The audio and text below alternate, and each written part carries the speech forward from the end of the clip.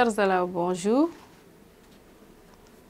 Avant de commencer, nous serons obligés de rappeler le cours précédent qui porte sur l'orthographe, futur simple ou conditionnel.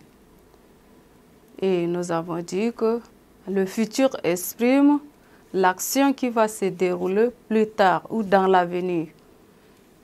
Et pour faire la différence entre futur et conditionnel, surtout la première personne du singulier, c'est à partir de la terminaison. Si c'est le futur, AI, je dirais ou je voulais. Si c'est le conditionnel, si, à la présence de si, et la terminaison, c'est AIS. Et cette fois-ci, notre leçon porte sur la conjugaison. Conjugaison, la concordance de temps. Chers élèves, à la fin de cette leçon, vous devez être capable de présenter la leçon, présenter le texte introductif et résumer la leçon. Texte introductif. Tout à coup, tout venait lumière et joie, et l'araignée aux pieds déligeants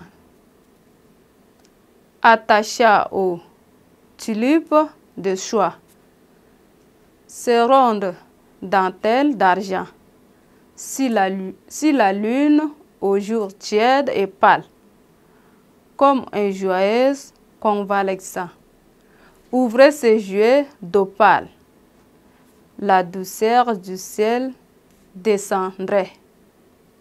Nous passons maintenant sur le résumé de la leçon. On appelle concordance de temps le rapport qui existe entre le verbe de la principale et celui de la subordonnée. Dans une phrase, on a le subordonné et la principale.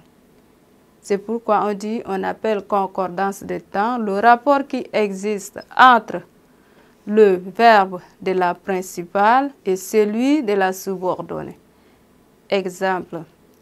Si la lune, au jour tiède et pâle, ouvre ses yeux d'opale. Ça, c'est principal. La douceur du ciel descendrait. Ça, c'est la subordonnée. Concordance dans une subordonnée à l'infinitif. Dans le cas où la proposition principale et subordonnée sont tous deux à l'indicatif, la concordance de temps se fait de manière logique. Ça veut dire que si le verbe de la principale est même temps ou à l'indicatif, de même que le subordonné, donc la concordance de temps se fait de manière logique. C'est pourquoi on dit « si la lune au jour tiède et pâle ouvre ses yeux d'opale ». Le verbe ici « ouvre » est au présent de l'indicatif.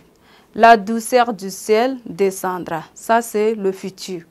Donc, verbe au présent et au futur simple.